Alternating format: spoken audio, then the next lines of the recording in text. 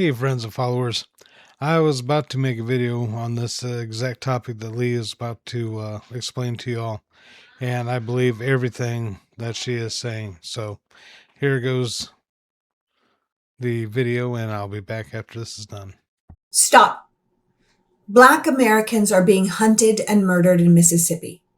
I'm going to say that again because it's horrifying, and the mainstream media is too busy allowing the Trump administration to dominate the news cycle, lying about the economy, downplaying the war, ignoring the health outbreaks, and the upcoming healthcare cuts to take even a moment to talk about the Black people being targeted for death in the state of Mississippi.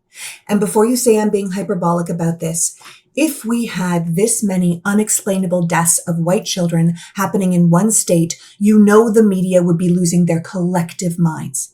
One beautiful white girl was killed by an undocumented immigrant, and the Republican Party ran their entire election and then wrote an aggressive immigration bill in her name.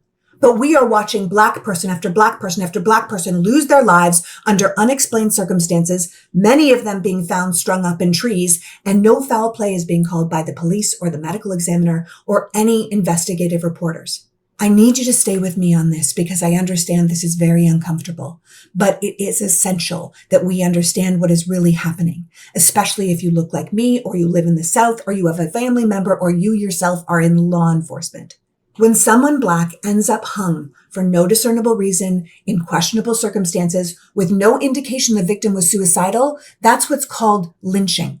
But when this happens in a state that refused to pass a standalone anti-lynching bill in 2026, the state that didn't ratify the 13th Amendment formally abolishing slavery until 1995, 130 years after it was passed by Congress, and didn't even make it official until 2013 because of a clerical error, when this kind of thing happens in the state that recorded more lynchings than any U.S. state between 1882 and 1968, with at least 581 documented racial terror killings, the only state that banned Sesame Street because they didn't like white and Black children being shown playing together, then you start to see a pattern and a major problem. The adults in charge of Mississippi seem determined to keep their generations of hate and division going strong, and people are dying because of it. We have endless media discussion and laws and attention paid to the 14 trans people who might want to play college sports in America.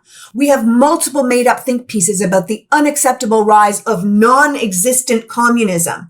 But 10 Black people found hanging from trees in one state isn't a cause for concern? Why? We know why.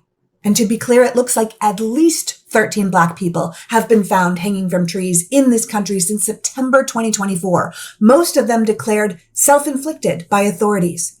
But the Black community has been determined to point out that Black people do not hang themselves from trees, that historically that is something that has been done to them.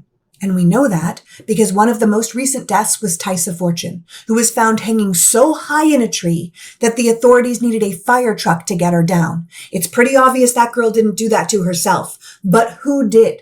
Who would be able to do such a thing? And why did no one see anything? Because that's odd, right? Especially when we can track pretty much anyone anywhere now with those horrible flock cameras. But in this case, nothing.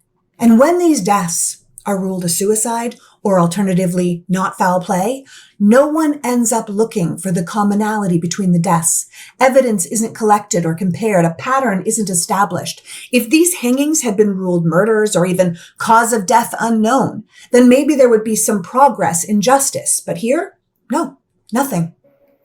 Remember, this is the same state, and in many cases, the same medical examiner who seemed incredibly cagey on the recent death of Nolan Xavier Wells, the brilliant, beautiful Black teenager who went missing and then was found dead after going out with his white friends on the 4th of July. The same white friends who came home without him, the same ones who can't get their story straight, and the same ones who one of their moms is a local judge. In fact, I think the country's preoccupation with the death of Nolan Wells is surprising to the powers that be in Mississippi, because Black people have been ending up dead in their state since forever, and things just move along, but not this one. Because the world is watching this one now, and there's a lot more questions than there are answers. Mississippi needs to be on every American's radar because Black people are being murdered there. Because there is no federal oversight on local law enforcement. Because so far, we don't even have media coverage or congressional action. As Reverend Whitfield of Gulfport, Mississippi, a very close friend of the Wells family, recently said, justice cannot thrive in the shadows. When an 18-year-old's life is lost under troubling circumstances, transparency is not a privilege to be granted. It is a public obligation. We owe Nolan Wells and his family and every citizen nothing less than a complete, impartial, and transparent investigation. Truth is the foundation on which justice stands. Every single person who ends up dead, no matter their creed, their color, their religion, whatever, deserves this kind of attention. It's just that Black people in Mississippi rarely get it, and none of us should be okay with that. There are people right now living among us who are lynching Black people. And if you know someone who is doing this, think someone might be doing this, have any information on what might be going on, then you need to speak up. And I understand that's hard in a state like Mississippi when it's often assumed that law enforcement and the justice system are complicit, but then go to the FBI. And I know the FBI is a shell of what it once was, but we cannot continue to do nothing. I would also like to remind you that in recent statewide elections, Democrats came within 3 percentage points of winning in Mississippi. Like many southern states, Mississippi is not red, it is blue suppressed, which means Mississippi is not irredeemable, but it needs our attention because this is what systemic racism looks like in practice. This is what happens when racism is built into a system brick by brick. And this is what must finally come to an end. The time has come to stop turning a blind eye. The time has come for justice. On this note, I'm married to a very intelligent, very strong Black woman. And I have also gone to an HBCU college that I got to learn a lot about that history. So when you see unalivings like this that are deemed as self-unalivings, it is not to be taken at heart. This is not a normal thing for a Black person to do. So I agree totally with Lee, and hope everybody tries to put a little fire under Mississippi's butt to see what's going on. So other than that, I hope everybody has a good day and good health.